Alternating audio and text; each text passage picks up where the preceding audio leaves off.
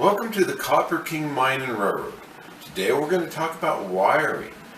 The wiring on this layout runs from the layout of the walls through the ceilings and down to this control panel. Then we're going to talk about the wiring at Bingham Canyon. So stay tuned.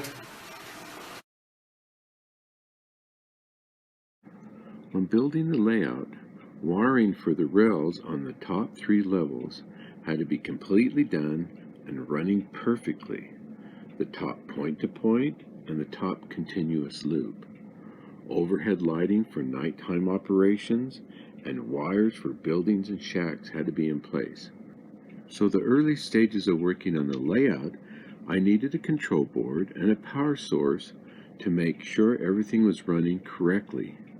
Now my son owns a cabinet shop, so he custom built this cabinet for me. I didn't know I was going to add this side control panel until I saw the space and I had this room for it and it fit perfectly. The problem was that I had already ran all the wires up in the ceilings and down the walls to the layout, and now they weren't long enough. So I had to splice every single wire that ran into the control board to make it longer. And there was a lot of wires. Then with all the wires buried deep into the mountains with no access, I needed a good reliable connection. So I'll show you what kind of wire connection I made.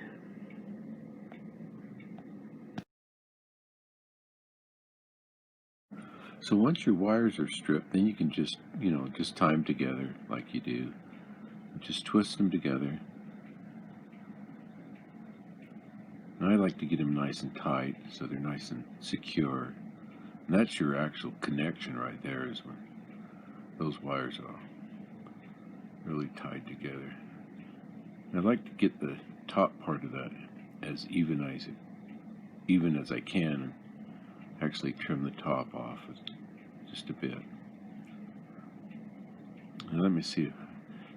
Then I just put a little touch of solder on it. See if you can see it here if I turn it this way a little better. Now you got to realize I did this to every single wire. I just put a little solder on it, both sides. Just even it out. There's a little wet sponge in there for my.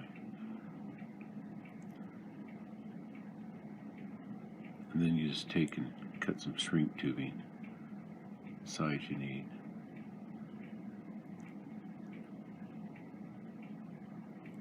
And I just heat that shrink tubing with my soldering iron. Well, here's some more. That shrink tubing comes in all different colors and sizes.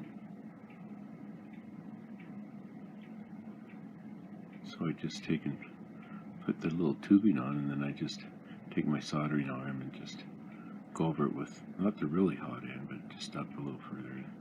It melts it on there pretty good. Make sure you get the tip done really well up there so nothing goes up in there, I guess. So that's about it on making those connections, and makes a good strong connection for sure.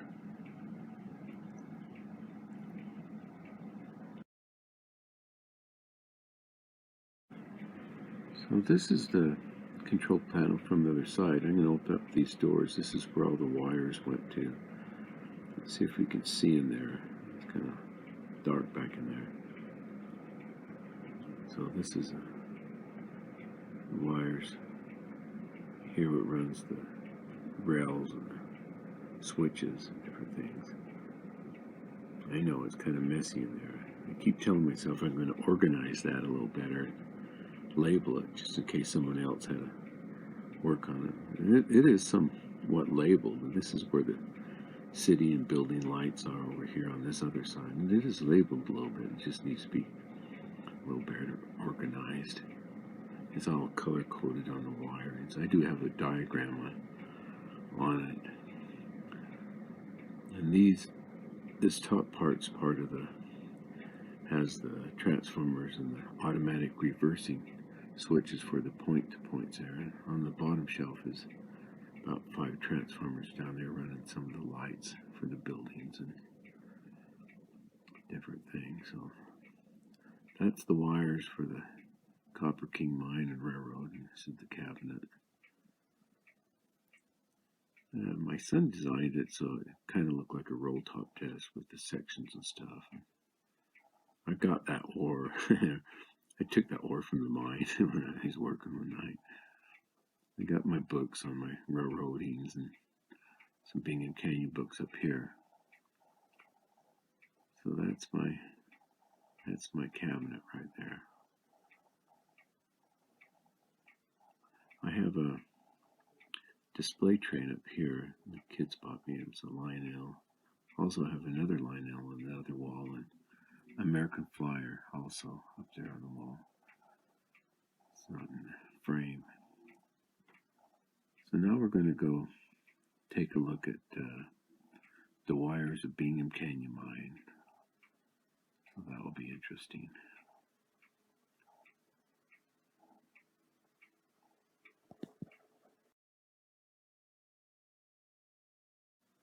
Let's talk about the wires of Bingham Canyon Mine. Now look at this picture. You see all the towers right here? This is how they brought the electricity to the shovels and ran the trains on the trolley line. Now the mine converted to electricity in the 1920s. Now with this temporary rail in the pit, what was always on the move, with each shovel pass, the rails had to be moved closer to the levels, and so did the towers. So look at some of the pictures of these towers in the mine. So on the inside was the trolley line for the trains, and on the outside was the 3 wires that was AC to 5,000 volts for the shovels. Now these towers, they just held them kind of in place with rocks, and sometimes they look at this one got kind of beat up. Now this lineman right here, looks like he's hooking up the trail cable for the shovel. Yeah, this one definitely, he's hooking up the trail cable for the shovel right here. You can see that trail cable is just like a big long extension cord running to the shovel. So they had a lot of qualified electricians and journeyman linemen at the mine. And this is what they worked on. They worked on this, the linemen worked in these line cars. They had platforms that go up and down and what would reach the trolley lines and the lines so they could work on them. You can see some nice pictures of them working on the line car here. This one is looks like they had a wreck over on it looks like D-line bridge. That's the line car.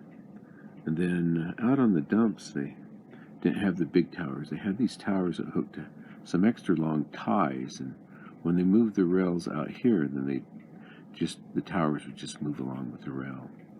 Here's a picture of the main line with all the trolley lines hanging. So a lot of wires at Bingham Canyon Mine.